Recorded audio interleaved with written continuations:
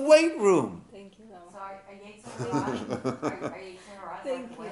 So the Yetzer Hara is God's personal trainer who he sends to say, let's see what Ciner can do. And a good personal trainer is not going to ask you to do more than you can do.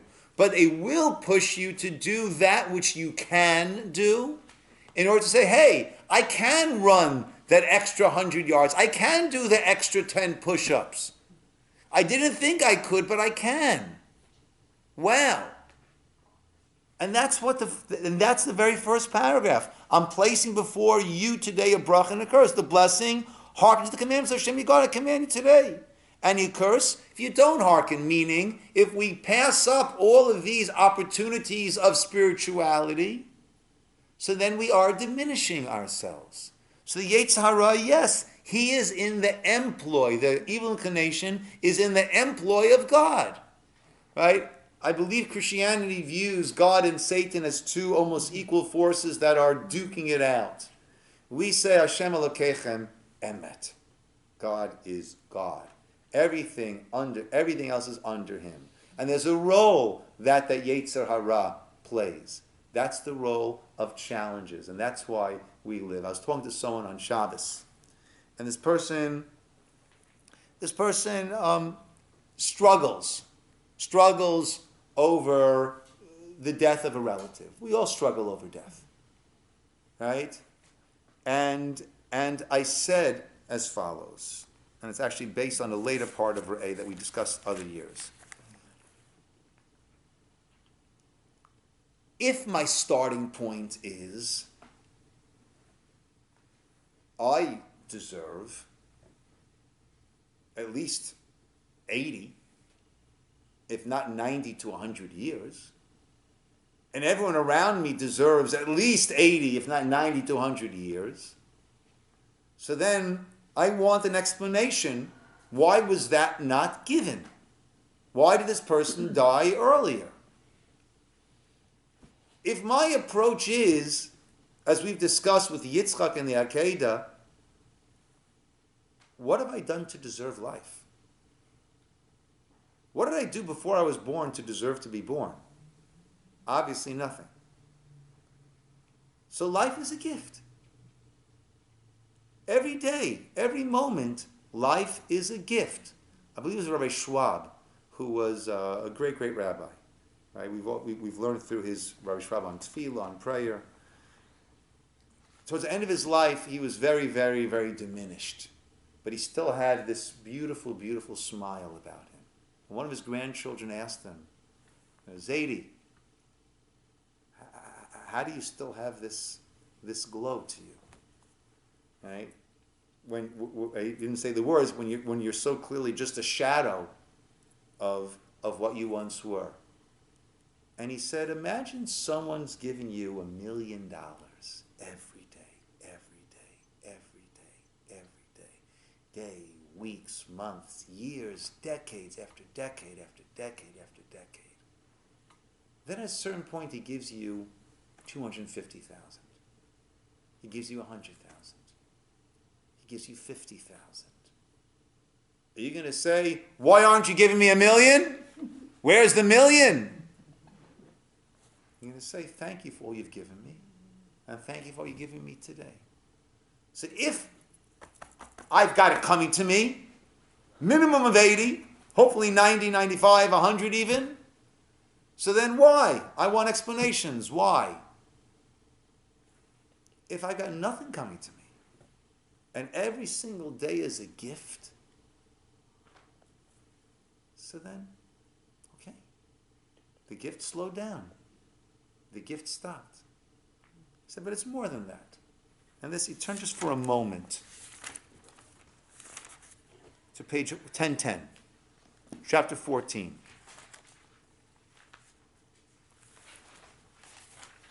You are children to Hashem your God. You should not cut yourselves, you should not make a bald spot between your eyes for a dead person. Now, the nations of the world, when someone would die, they would cut themselves up. They'd pull out their hair. we are not allowed to act in such a way. Why not? You are children to Hashem. So the way that and all the commentators explain what's the connection between children to Hashem and not acting in such a way over the loss, the tragic loss of a person dear to you dying. But one of the explanations that I love the most, I'll tell you a little story about that in a second. One of the explanations that I love the most is, I'll paraphrase, as I said to this person on Shabbos. I'm a general. I sent a whole platoon to Iraq for the war. At a certain point, this soldier has completed his mission. So I call him back home. Now, the other soldiers, part of that platoon, they love this guy. He's great. He's been their leader. Right? Are they crying, why do you send him back home? They understand. That person's mission has been completed, and now it's time to come back home. You are the children of Hashem. Hashem sends us here with a mission. The mission is bracha, is make yourself greater, bigger, more spiritual. Lifnechem, spread it to others. Help them become bigger, greater, more spiritual. But then at a certain time, when the mission's over, what happens? You're the children of Hashem. What does a child do? Goes back home to the parent. The people who are left here are sad. Be sad. We're supposed to be sad. Cry. We're supposed to cry. We're supposed to feel our loss of that connection that we had. But don't gouge yourself. Don't pull out your hair. The child has returned back home. So we have our mission. At a certain point, the mission is over. Just an anecdote. I'm sorry to keep you later. There's an anecdote I'll share with you. It's just an important anecdote, though. There was a very well-meaning rabbi who shared that with me and my family when I was sitting shiva for my sister. And I was 12 years old. And he said that, and I got so angry. I got so angry. Did I walk out? I don't remember. But I got so angry. That teaching, when I learned it again years later, is something that has brought me personally a lot of comfort. And the reason I'm sharing that anecdote is when we do go to pay a shiva call, we started talking about shiva this morning. When you do go to pay a shiva call, the mitzvah is to be quiet. You go there and be quiet. Let the person talk if they want to talk. If they don't want to talk, they don't talk. And you don't talk.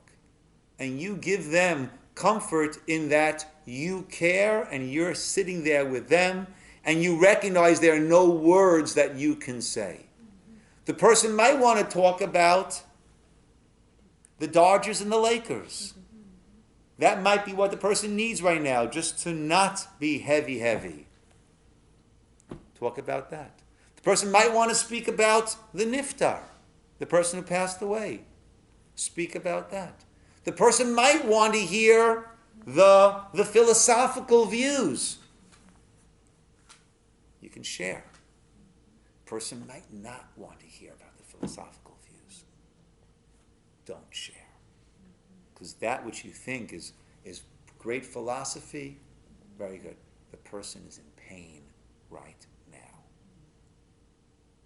And you need to recognize that. That which gave me so much chizuk over the years, and that I hope I have appropriately shared it with people over the years, when it was shared at a time when it shouldn't have been shared, it was a dagger in my heart. So we need to recognize the choices that we have and the opportunities that we have, hayom, every day, for ourselves, for those around us, always. Am I exuding goodness, happiness, smile? Am I Debbie Downer? Am I Mr. Gloom? Right? And we change, right? We're constantly fluctuating. But to be cognizant of that, that's the choices we have and the choices that affect everyone else around. Children of Hashem means Hashem loves us like all the time. Yeah, like I said, there are many approaches on that. We spent a whole shiur in the past on just the different approaches to that. Yeah. So you can have a conversation with somebody who is sitting Shiva, but they're the ones to initiate. You don't bring up anything. Correct. You sit there nodding quietly. Dov, you wanna?